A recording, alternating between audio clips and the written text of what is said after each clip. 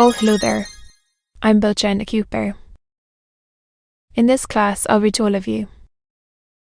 Chapter 3 of Dracula. Ass. Oh. Dracula. Bram Stoker. Chapter 3. When I found that I was a prisoner, a sort of wild feeling came over. I rushed up and down the stairs, trying every door and peering out of every window I could find. But after a little, the conviction of my helplessness overpowered all other feelings. When I look back after a few hours, I think I must have been mad. For the time. For I behaved much as a rat is in a trap. However, the conviction had come to me that I was helpless. I sat down with lies quietly, as I have ever done anything in my life, and began to think over what was best to be done. I am thinking still, and as yet have come to no definite conclusion. Of one thing only am I certain, that it is no use making my ideas known to the Count. He knows well that I am imprisoned, and as he has done it himself, and has doubtless his own motives for it, he would only deceive me if I trusted him fully with the facts. So far as I can see, my only plan will be to keep my knowledge and my fears to myself, and my eyes open. I know, either being deceived, like a baby, by my own fears, or else I am in desperate straits. And if the latter be so, I need, and shall need, all my brains to get through. I had hardly come to this conclusion when I heard the great door below shut, and knew that the Count had returned. He did not come at once into the library, so I went cautiously to my own room and found him making the bed. This was odd, but only confirmed what I had all along thought, that there were no servants in the house.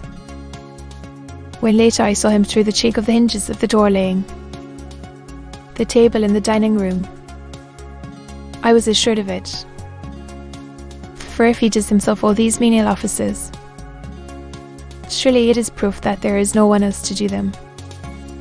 This gave me a fright, for if there is no one else in the castle, it must have been the Count himself who was the driver of the coach that brought me here.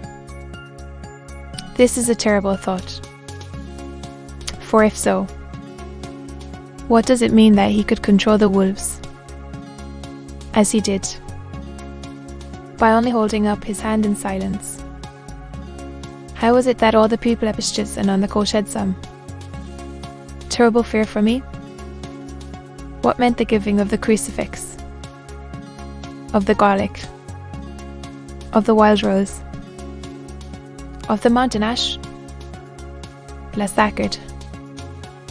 Good woman, you and the crucifix round my neck, for it is a comfort and a strength to me whenever I touch it.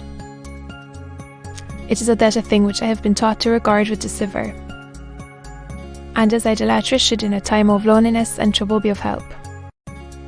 Is it that there is something in the essence of the thing itself, or that it is a medium, a tangible help, in conveying memories of sympathy and comfort? Sometime, if it may be, I must examine this matter and try to make up my mind about it. In the meantime, I must find out all I can about Count Dracula, as it may help me to understand. Tonight he may talk of himself, if I turn the conversation that way. I must be very careful, however, not to awake his suspicion. Midnight. I have had a long talk with the Count. I asked him a few questions on Transylvania history, and he warmed up to the subject wonderfully. In his speaking of things and people, and especially of battles, He spoke as if he had been present at them all.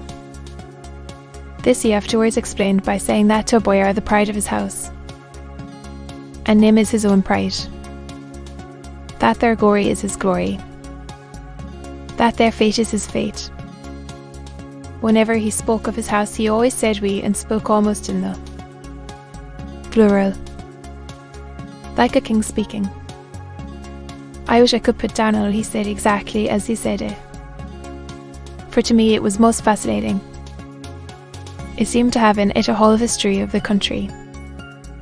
He grew excited as he spoke, and walked about the room playing his great white moustache and grasping anything on which he laid his hands, as though he would crush it by main strength. One thing he said which I shall put down as nearly as I can, for it tells in its way the story of his race.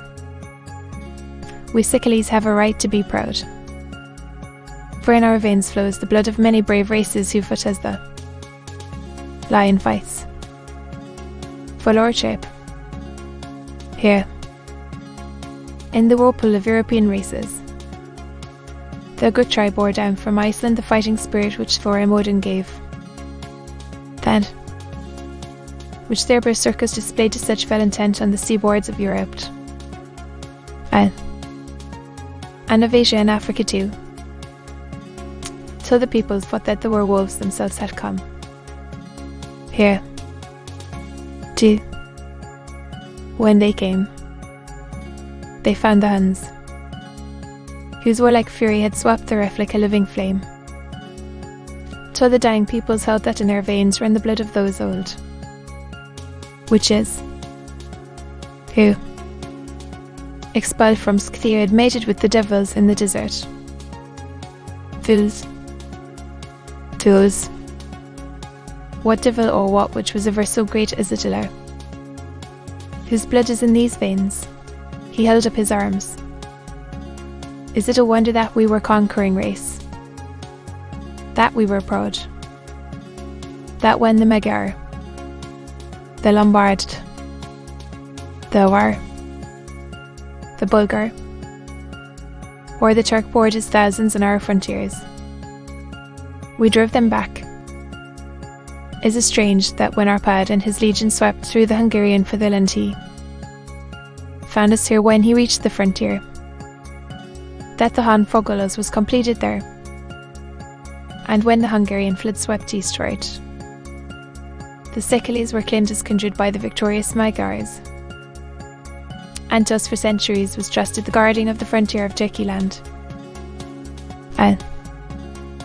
And more than that, endless duty of the frontier guard.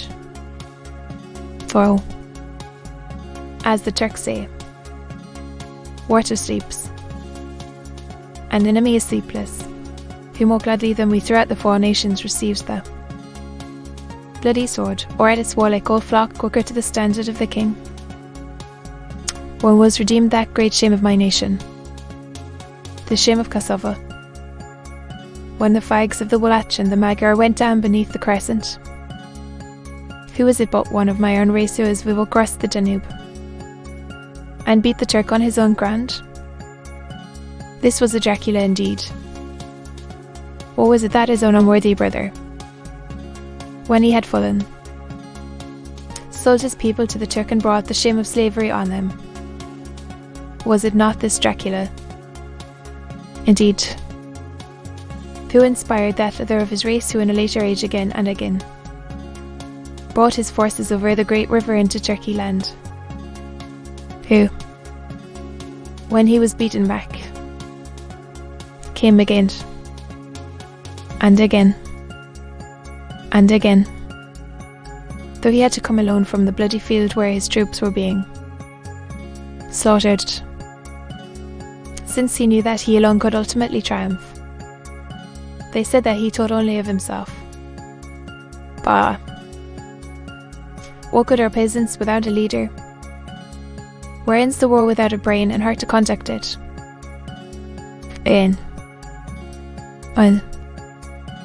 After the Battle of Moss, we threw off the Hungarian yoke. We of the Dracula blood were amongst their leaders.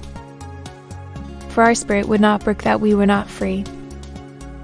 Ah, young sir, the sick illusion the Dracula as their heart's blood, their brains, and their scourge can boast a record that mushroom girths like the Habsburgs and the Romanovs can never reach. The warlike days are over. Blood is too precious a thing in these days of dishonourable peace. It was by this time close on morning, and we went to bed. Then, told me, let me begin with facts bar, meagre facts, verified by bricks and figures, and of which there can be no doubt. I must not confuse them with experiences which will have to rest on my own observation or my memory of them. Last evening, when the Count came from his room, he began by asking me questions on legal matters and on the doing of certain kinds of business. I had spent the day really over bricks, and simply to keep my mind occupied, went over some of the matters I had been examining at Lincoln's Inn. There was a certain method in the Count's inquiries, so I shall try to put them down in sequence. The knowledge may somehow or sometime be useful to me. First, he asked if a man in England might have 2 solicitors or more. I told him he might have a dozen if he wished, but that it would not be wise to have more than one solicitor engaged in one transaction, as only one could act at a time, and that to change would be certain to militate against his interest. He seemed thoroughly to understand, and went on to ask if there would be any practical difficulty in having one man to attend to banking, and another to look after shipping, in case local help were needed in a place far from the home of the banking solicitor. I asked him to explain more fully, so that I might not by any chance mislead him. So he said, I shall illustrate. Your friend and mine, Mr. Peter Hawkins, from under the shadow of your beautiful cathedral at Exeter, which is far from London, buys for me through your good self my place at London. Now here let me say frankly, lest you should think it strange that I have sought the services of one so far off from London instead of someone resident there, that my motive was that no local interest might be served save my wish only, and as one of London residents might, perhaps, have some purpose of himself or a friend to serve. I went thus afield to seek my agent, whose labour should be only to my interest. Then, suppose I, who have much of affairs, wish to ship bills to Newcastle, or Durham, or Harwich, or Dover, might it not be that it could with more ease be done by consenting to warn in these ports? I answered that certainly it would be most easy, but that we solicitors had a system of agency one for the other, so that local work could be done locally on instruction from any solicitor, so that the client, simply placing himself in the hands of one man, could have his wishes carried out by him without further trouble. But, said he, I could be at liberty to direct myself. Of course, I replied, and such is often done by men of business. He said, and then went on to ask about the means of making consignments and the forms to be gone through, and of all sorts of difficulties which might arise, but by forethought could be guarded against. I explained all these things to him to the best of my ability, and he certainly left me under the impression that he would have made a wonderful solicitor, for there was nothing that he did not think of or foresee. for a man who was never in the country, and who did not evidently do much in the way of business. His knowledge and acumen were wonderful. When he had satisfied himself on these points of which he had spoken, and I had verified all as well as I could by the books available, he suddenly stood up and said, "Have you written since your first letter to our friend Mr. Peter Hawkins, or to any other?" It was with some bitterness in my heart that I answered, "That I had not. That as yet I had not seen any opportunity of sending letters to anybody." "Then write now, my young friend," he said, laying a heavy hand on my shoulder. "Write to our friend and to any other, and say, if it will please you." "Do you wish me to stay so long?" I asked, for my heart grew cold at the thought. I desired much. "Then I will take no refusal. When your master, implore what he will, engage that someone should come on his behalf." It was understood that my needs only were to be consulted. I have not stinted. What could I do but bow acceptance? It was Mr. Hawkins' interest, not mine, and I had to think of him, not myself. And besides, while Count Dracula was speaking, there was that in his eyes and in his bearing which made me remember that I was a prisoner, and that if I wished it I could have no choice. The Count saw his victory in my bow, and his mastery in the trouble of my face, for he began at once to use them, but in his own smooth, resistless way. "I pray you, my good young friend, that you will not discourse of things other than business in your letters. It will doubtless please your friends to know that you are well, and that you look forward to getting home to them. Is it not so?" As he spoke, he handed me 3 sheets of note paper and 3 envelopes. They were all of the thinnest firm post, and looking at them, then at him, and noticing his quiet smile, with the sharp, canine teeth lying over the red underlip, I understood as well as if he had spoken that I should be careful what I wrote, for he would be able to read it. So I determined to write only for more notes now, but to write fully to Mr.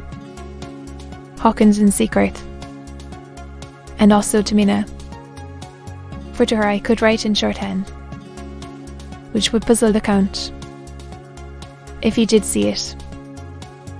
When I had written my 2 letters I sat quiet, reading a book whilst the Count wrote several notes, referring as he wrote them to some books on his table. Then he took up my 2 and placed them with his own, and put by his writing materials, after which, the instant the door had closed behind him, I leaned over and looked at the letters, which were face down on the table.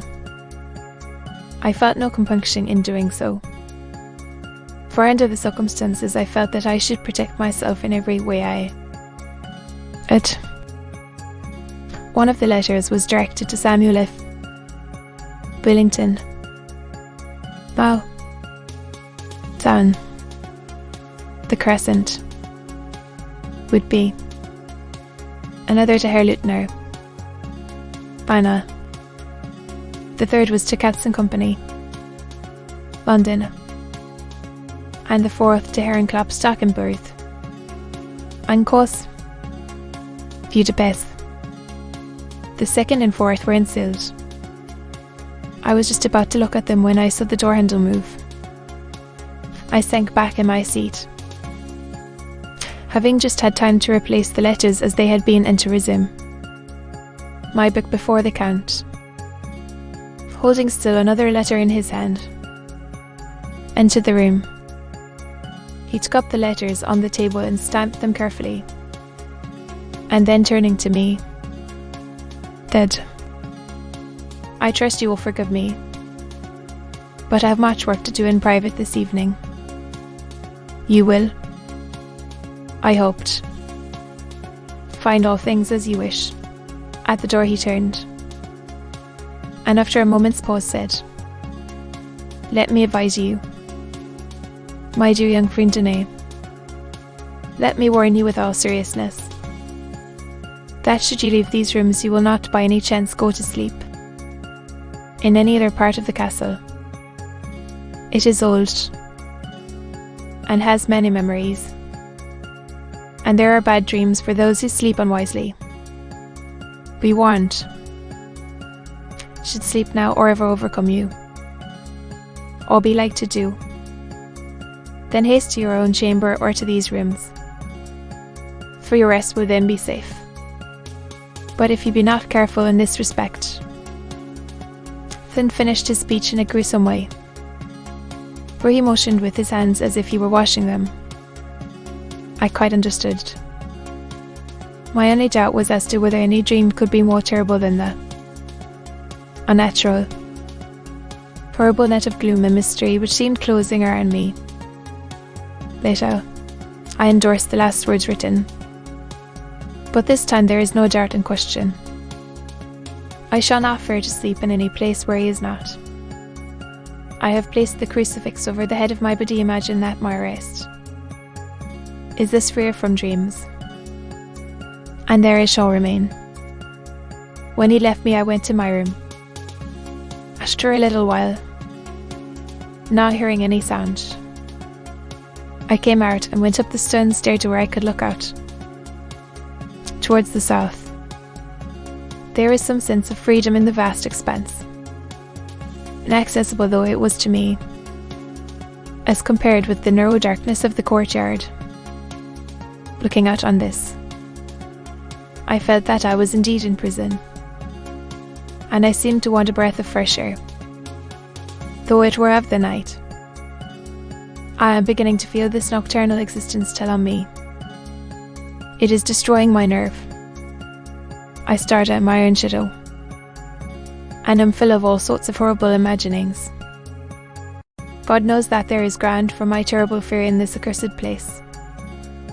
I looked out over the beautiful expanse, late in soft yellow moonlight, till it was almost as light as day. In the soft light the distant hills became melted, and the shadows in the valleys and gorges of velvety blackness. The mere beauty seemed to cheer me. There was peace and comfort in every breath I drew. As I leaned from the window, my eye was caught by something moving a story below me, and somewhat to my left, where I imagined, from the order of the rooms, that the windows of the Count's own room would look out. The window at which I stood was tall and deep, stone mullioned, and though weather-worn, was still complete. But it was evidently many a day since the case had been there. I drew back behind the stonework and looked carefully out. What I saw was the Count's head coming out from the window.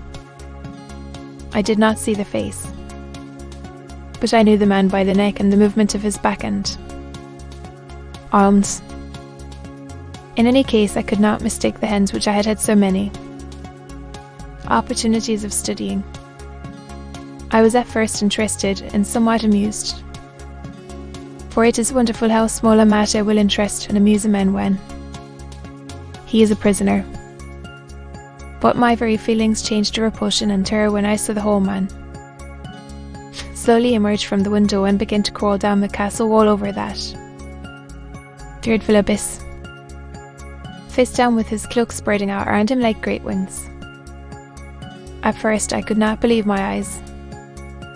I thought it was some trick of the moonlight, some weird effect of shadow. But I kept looking, and it could be no delusion. I saw the fingers and toes grasp the corners of the stones, worn clear of the mortar by the stress of years, and by the seizing of reprojection and inequality moved downwards with considerable speed, just as a lizard moves along a wall. What manner of man is this? Or what manner of creature is it in the semblance of man? I feel the dread of this horrible place overpowering me. I am in fear enough of fear, and there is no escape from me. I am encompassed about with terrors that I dare not think of. 15 May. Once more have I seen the Count go out in his lizard fashion. He moved downwards in a sidelong way, some 100 feet down, and a good deal to the left. He vanished into some hole or window. When his head had disappeared, I leaned out to try and see more, but without avail distance was too great to allow a proper angle of sight. I knew he had left the castle now, and fought to use the opportunity to explore more than I had dared to do. As yet, I went back to the room, and taking a lamp, tried all the doors. They were all locked, as I had expected, and the locks were comparatively new. But I went down the stone stairs to the hall where I had entered originally. I found I could pull back the bolts easily enough and unhook the grey chains. But the door was locked, and the key was gone. That key must be in the Count's room. I must watch should his door be unlocked, so that I may get it and escape. I went on to make a thorough examination of the various stairs and passages, and to try the doors that opened from them. 1 or 2 small rooms near the hall were open, but there was nothing to see in them except old furniture, dusty with age and moth-eaten. At last, however, I found one door at the top of the stairway which, though it seemed to be locked, gave a little under pressure. I tried it harder, and found that it was not really locked, but that the resistance came from the fact that the hinges had fallen somewhat, and the heavy door rested on the floor. Here was an opportunity which I might not have again. So I exerted myself, and with many efforts forced it back so that I could enter. I was now knowing of the castle further to the right than the rooms I knew in a story lower down. From the windows I could see that the suite of rooms lay along to the south of the castle, the windows of the end room looking out both west and south. On the latter side, as well as to the former, there was a great precipice. The castle was built on the corner of a great rock, so that on 3 sides it was quite impregnable, and great windows were placed here where sing, or bow, or culverin could not reach, and consequently light and comfort, impossible to a position which had to be guarded, were secured. To the west was a great valley, and then, rising far away, great jagged mountain fastnesses, rising peak on peak, the sheer rock studded with mountain ash and thorn, whose roots clung in cracks and crevices and crannies of the stone. This was evidently the portion of the castle occupied by the ladies in bygone days, for the furniture had more of comfort than any I had seen. The windows were curtainless, and the yellow moonlight, flooding in through the diamond panes, enabled one to see even colours, whilst to spend the wealth of dust which lay over all and disguised in some, which are the ravages of time and the moth. My lamp seemed to be of little effect in the brilliant moonlight, but I was glad to have it with me, for there was a dread loneliness in the place which chilled my heart and made my nerves tremble. Still, it was better than living alone in the rooms which I had come to hate. From the presence of the Count, and after trying a little to school my nerves, I found a soft quietude come over me. Here I am, sitting at a little oak table where in old times possibly some fair lady sat. Dip in, with much thought and many blushes, her oath spelt love letter, and writing in my diary in shorthand all that has happened since I closed it. But it is 19th century up to date with a vengeance. And yet, unless my senses deceive me, the old centuries had, and have, powers of their own which mere modernity cannot cull. Later, the morning of 16 May, God preserve my sanity, for to this I am reduced. Safety and the assurance of safety are things of the past. Whilst I live on here, there is but one thing to hope for, that I may not go mad. Indeed, I be not mad, lordy. If I be sane, then surely it is maddening to think that of all the foul things that lurk in this hateful place, the can is the least dreadful to me. That to him alone I can look for safety, even though this be only whilst I can serve his purpose.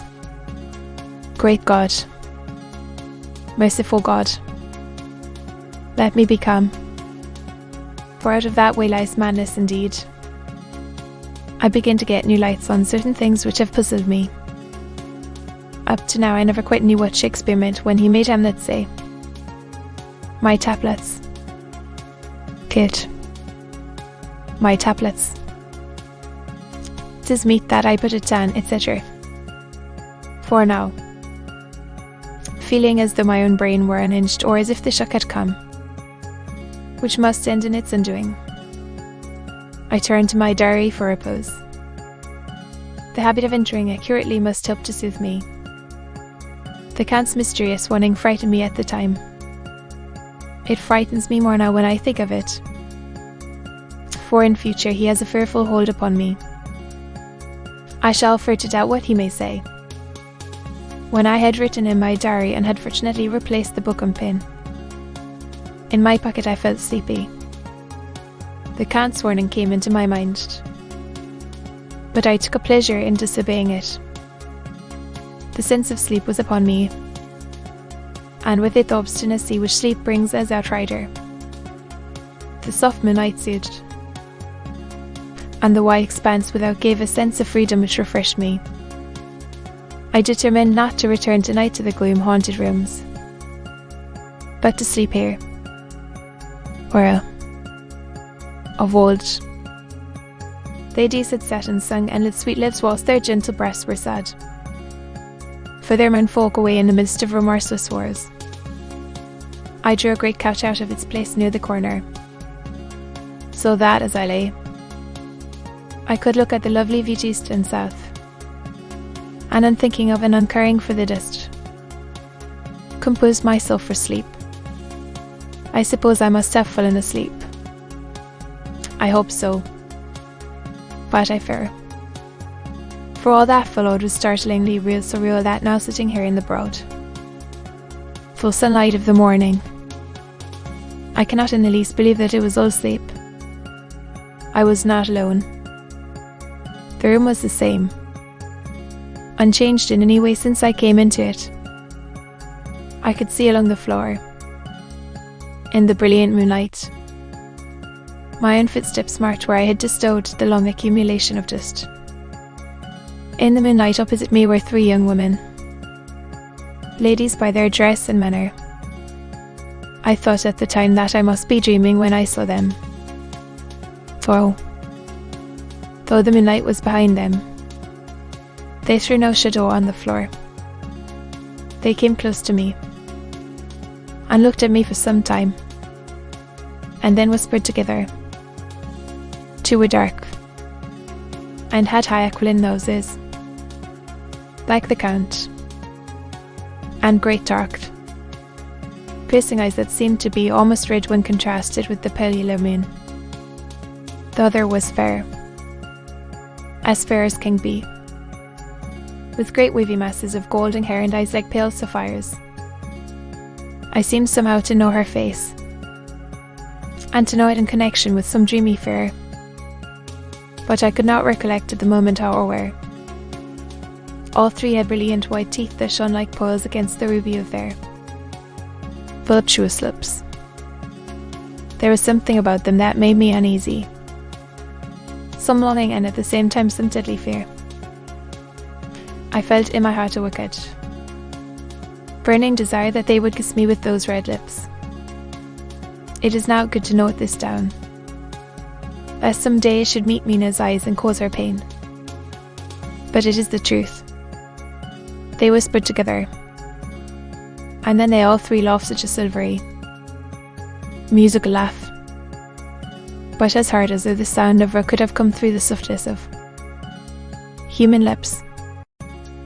It was like the intolerable, tingling sweetness of water glasses when played on by a cunning hand.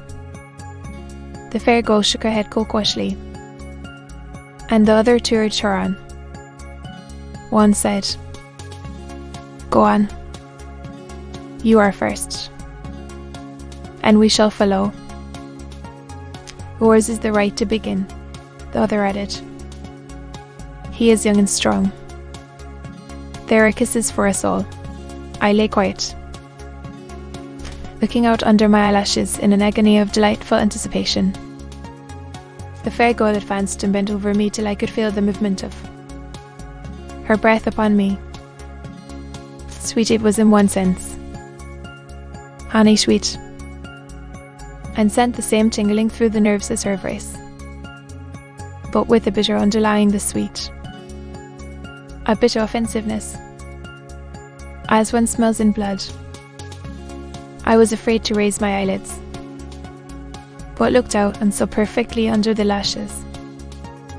The girl went on her knees and bent over me, simply gloating. There was a deliberate voluptuousness which was both thrilling and repulsive, and as she arched her neck she actually licked her lips like an animal, till I could see in the moonlight the moisture shining on the scarlet lips and on the red tongue as it lapped the wet sharp teeth. Lower and lower went her head as the lips went below the range of my mouth and chin and seemed about to fasten on my throat. Then she paused, and I could hear the churning sound of her tongue as it licked her teeth and lips, and could feel the hot breath on my neck. Then the skin of my throat began to tingle as one's flesh does when the hand that is to tickle it approaches nearer and nearer. I could feel the soft, shivering touch of the lips on the super-sensitive skin of my throat, and the hard dents of two sharp teeth, just touching and pausing there. I closed my eyes in a languorous ecstasy and waited with beating heart. But at that instant, other sensations swept through me as quick as lightning. I was conscious of the presence of the Count, and of his being as if lapped in a storm of fury. As my eyes opened involuntarily, I saw his strong hand grasp the slender neck of the fair woman, and with giant's power draw it back. The blue eyes transformed with fury, the white teeth champing with rage, and the fair cheeks blazing red with passion. But the Count, never did I imagine such wrath and fury, even to the demons of the pit. His eyes were positively blazing. The red light in them was lurid, as if the flames of hellfire blazed behind him. His face was deathly pale, and the lines of it were hard like drawn wires. The thick eyebrows that met over the nose now seemed like a heaving bar of white-hot metal. With a fierce sweep of his arm, he hurled the woman from him, and then motioned to the others, as though he were beating them back. It was the same imperious gesture that I had seen use to the wolves, in a voice which, though low and almost in a whisper, seemed to cut through the air, and then, weighing round the room, he said, "How dare you touch him? Any of you? How dare you cast eyes on him when I had forbidden it?